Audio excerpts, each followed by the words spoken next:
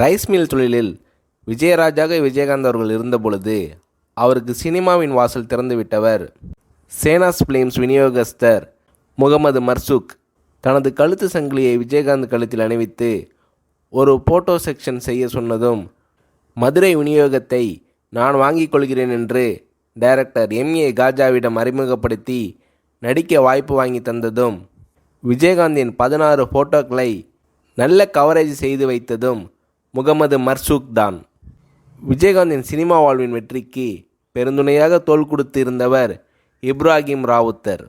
விஜயகாந்த் வளர்ந்து வந்த காலத்தில் திருப்பூர் அருகே இருக்கும் ஒரு தர்காவிற்கு விஜயகாந்த் அவர்களை அழைத்து போனார்கள் அவரது நண்பர்களான அக்பர் மற்றும் தொழிலதிபர் சௌகத் அலி.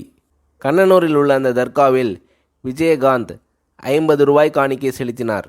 அப்போது அவருக்காக பிரார்த்தனை செய்த முஸ்லிம் பெரியவர் இந்த தம்பி பெரிய நடிகராக பெரும் புகழும் பெற வேண்டும் என்று வேண்டிக் கொண்டார்.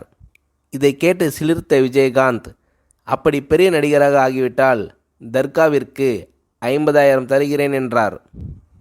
சொன்னது போலவே தந்தார் என்கிறார் திருப்பூர் தொழிலதிபர் சௌகத் அலி.